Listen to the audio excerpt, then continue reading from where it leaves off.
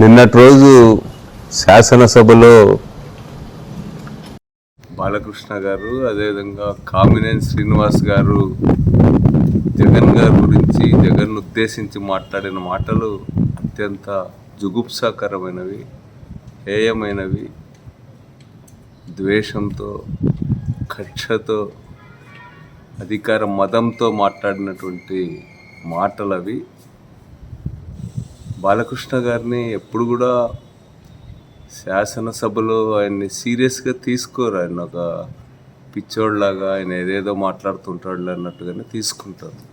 కానీ నిన్నటి రోజు ఆయన మాటలు, ఒక మాజీ ముఖ్యమంత్రి గారు, అది కూడా కోట్లాది మందికి ఆరాధ్య నాయకుడు, కోట్లాది మంది జగన్ గారిని చూడాలని తహతహపడేటువంటి గొప్ప నాయకుడు, ఆయన గురించి మాట్లాడేటప్పుడు ఒక శాసనసభ్యుడిగా హుందాగా మాట్లాడడానికి బదులు చాలా హేయమైనటువంటి రీతిలో మాట్లాడినాడు. ఇది అత్యంత గర్హనీయమైనటువంటి విషయం.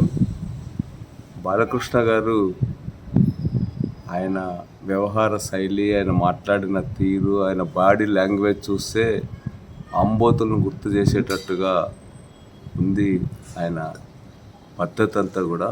అదేవిధంగా కామినేని శ్రీనివాస్ గారు కూడా ఆయన ఎప్పుడు మాట్లాడినా ఏదో ఆవేశపూరితంగా, ఆయన ఒక్కడే ఈ ప్రపంచంలో చాలా ఆదర్శవంతమైన వాడిలాగా మాట్లాడుతూ ఉంటాడు. ఆయన మాటల్లో కూడా ద్వేషం, అసూయ, కరుడుగట్టినటువంటి కులతత్వంగా కనిపిస్తుంది ఆయన మాటలు కూడా. అదేవిధంగా కేవలం బాలకృష్ణ గారు జగన్ గారికే పరిమితం కాల, చిరంజీవి గారి పట్ల ఆయనకు ఉన్నటువంటి ప్రొఫెషనల్ జెలసీ, అన్హెల్తీ కాంపిటీషన్ కూడా బయట పెట్టుకున్నాడు. చిరంజీవి గారి మాట ప్రస్తావించడాన్ని కూడా అంగీకరించలేకపోయాడు. ఈరోజు చిరంజీవి గారి రాసిన లేఖే కామినేని గారికి కానీ, అదేవిధంగా బాలకృష్ణ గారికి కానీ సమాధానం. కామినేని గారు ఎంత నిస్సిగ్గుగా అబద్ధాలు చెప్పినాడు అన్నటువంటి దాన్ని కూడా చిరంజీవి గారి లేఖ బయట పెడతా ఉంది. అదేవిధంగా ఎంత మర్యాదపూర్వకంగా జగన్ గారు ప్రవర్తించాడు, సినీ పరిశ్రమ పట్ల ఒక కన్సర్న్తో, ఒక గౌరవంతో ఏ విధంగా వాళ్ళందరినీ మాట్లాడనేటువంటిది కూడా ఈరోజు స్పష్టంగా చిరంజీవి గారి లేఖతో బయటపడ్డం అనేటువంటిది మనం అందరం కూడా చూసాం.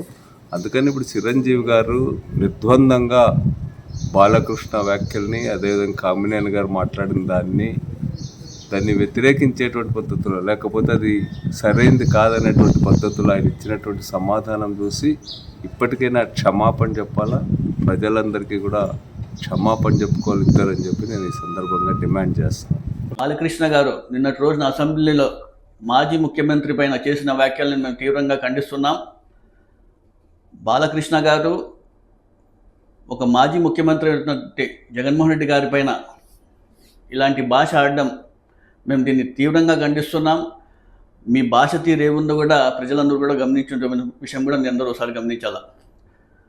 జగన్మోహన్ రెడ్డి గారు ముఖ్యమంత్రిగా ఉన్నప్పుడు అనేక మంది యాక్టర్స్ కావచ్చు, ప్రొడ్యూసర్స్ కావచ్చు, డైరెక్టర్స్ కావచ్చు, ఆ రోజు వారి నివాసానికి వెళ్ళి కలవడం కూడా జరిగిన విషయం కూడా అందరికీ తెలిసినది.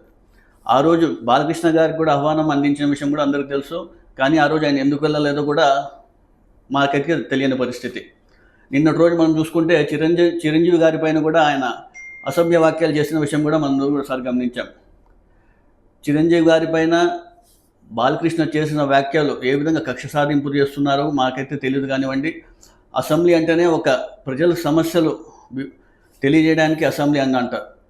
దాదాపుగా 4.5 కోట్ల మంది జనాభా, అందరూ 175 మందికి దాంట్లో ఎన్నిక చేసి పంపిస్తే మీరు ఒక హిందూపూర్ ఎమ్మెల్యేగా అక్కడ మీకు అవకాశం వచ్చి అంత ప్రెస్టీజియస్ హోదాలో ఉన్నటువంటి మీరు అసెంబ్లీ అనుకున్నారా, లేదా ఎక్కడైనా ఫిలిం స్టూడియోలో నేను ఏమైనా షూటింగ్ చేస్తున్నానా, లేదా ఎక్కడ ఒక గ్రాండ్ సినిమా ఫంక్షన్లో ఏమైనా మాట్లాడే తీరు విధంగా మీరు ఉండాలి. ఏదైనప్పటికీ కూడా ప్రజలందరూ కూడా ప్రతి ఒక్కటి గమనిస్తున్నారు.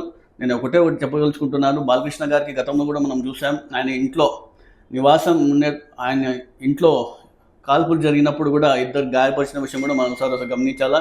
గతంలో కూడా మనం చూసాం, మహిళలపైన ఏ విధంగా ఆయన మాట్లాడే తీరు కూడా మనం ఒకసారి గమనించాలా. ఎవరైనా సెల్ఫీ తీసుకోవడానికి వెళ్తే కూడా బాలకృష్ణ గారు ఏ విధంగా సెల్ఫీ తీసుకుంటే కన్నా వాళ్ళపై కోప్పడం కానీ కొట్టడం కూడా చూసిన సందర్భాలు కూడా అనేక మనం చూడడం జరిగింది. ఈరోజు ఏమైనా కూడా ప్రతి ఒక్కరు కూడా ప్రజలందరూ గమనిస్తున్నారు. వైఎస్ జగన్మోహన్ రెడ్డి గారు గతంలో మనం చూసుకుంటే ఏ విధంగా పరిపాలన అందించారు, ఏ విధంగా సంక్షేమం అందించారు, ఏ విధంగా ఎమ్మెల్యేలందరూ కూడా ఏ విధంగా వివరించేవాళ్ళు, అందరూ కూడా క్రమశిక్షణతో ఉండేవారు. అదేవిధంగా లా అండ్ ఆర్డర్ ఏ విధంగా ఉండేవారు. ఈరోజు ఇన్ని జరుగుతున్నా కూడా ఈరోజు ఎమ్మెల్యేలు తీరు చూస్తే కూడా మనం రాష్ట్రంలో ఏ విధంగా నడుస్తున్నా కూడా ఒకసారి గమనించాలా. దీని అన్నిటి కూడా నేను ఒకటే చెప్పాలనుకుంటున్నాను, బాలకృష్ణ గారు వెంటనే జగన్మోహన్ రెడ్డి గారికి, చిరంజీవి గారికి వెంటనే క్షమాపణ చెప్పాలని కోరుతున్నాను.